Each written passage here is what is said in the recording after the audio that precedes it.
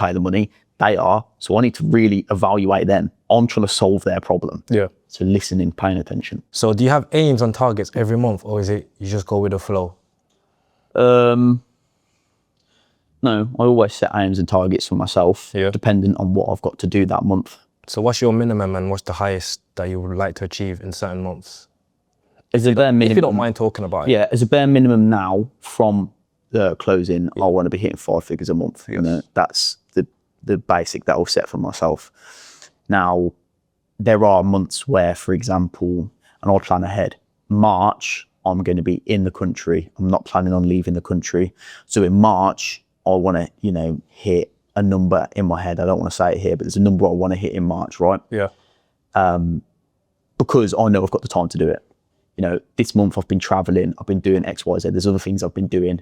So as much as I still want to make sure I hit that bare minimum, you know, I'm aware of how capable I am of hitting more, so to speak. So I think it's very important to always have goals. I think it's more important for them to be realistic. Okay. And I think it's also very important for them to be very realistic to your current life. Yes. I think a lot of the time people make goals for themselves that are for the person they want to be. For example, if you're someone that doesn't go to the gym and you're saying, new year, new me, I'm going to get in the gym, I'm going to go to the gym 5 days a week for an hour a week, okay? That's a goal for someone that goes to the gym.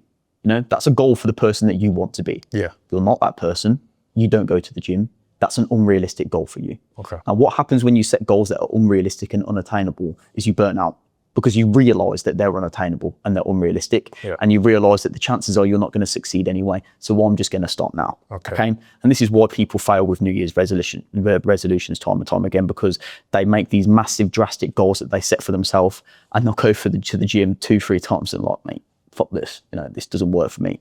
I can't do it, kind of thing, you know, and they just knock it on the head early on. Whereas if you were to say, you know, you're a complete newcomer starting the gym, how about you say, I'm just going to go to the gym twice a week. And it doesn't matter how long I'm there, I just need to go there, right? You're going to actually start becoming familiar being in the environment of the gym. You're going to start being comfortable understanding the machines and how they work. You're going to start to recognize the same faces in there. You're going to start to become comfortable on that same journey to the gym. Now listen, these sound like relatively silly things to some people, but for a lot of people, these are big things. A lot of the reasons why people don't make changes is because they're embarrassed of how small the steps have to be to get to that point. Yeah. You know, so making those small steps is what's going to make a lasting impact. So set these realistic goals that are attainable to you, you know? If you're always got a messy room, the goal can't be, I'm just gonna have a clean room all the time, because you're not that person. Let's start with, you know, putting my shoes outside for this week.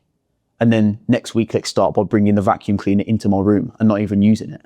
And then the week after that, let's start by turning the vacuum cleaner on and using it for a minute. Yeah. You know, little tiny steps that will accumulate, because it's about building habits, you know? Yeah. So you recently mentioned that you went to America for a whole month. Can you tell me about your experience? Yeah. Or I would say America is, for some people, a place that a lot of people idolize, maybe.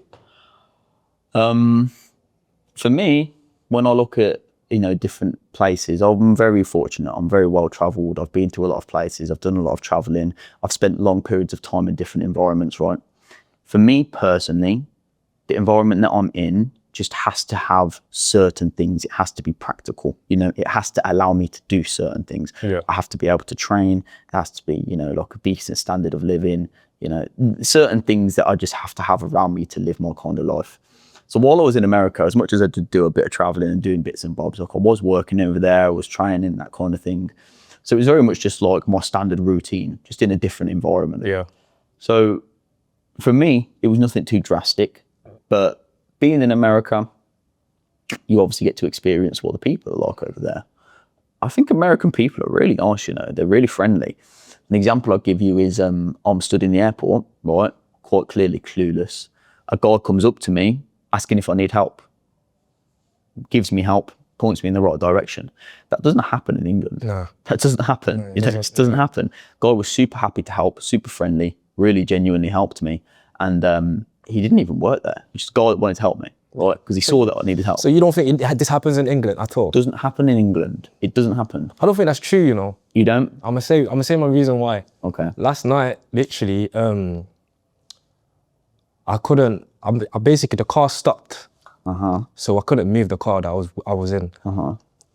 I had about 5 to 6 people stop and ask if I needed help. So when you say that, I don't think that's true. I have to disagree with you, Yeah, no. to be honest with you. I hear what you're saying. Yeah. What I would say is that's a very different situation because someone quite clearly needs significant help. Okay. You know what I'm saying? Okay. I'm talking about like little things, you know, maybe, I mentioned that wrong, Yeah. Like there are definitely people that will help you. Definitely. There are 100%. But I think the actual, the culture is far more interactive. But a lot of people say that America's is a distraction. Do you agree with that? I think there's distractions in every corner of the earth. Yeah. If you're going to allow them to distract you, then sure, there's distractions there. But, Okay.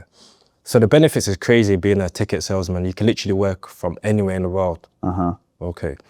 So what does a burnout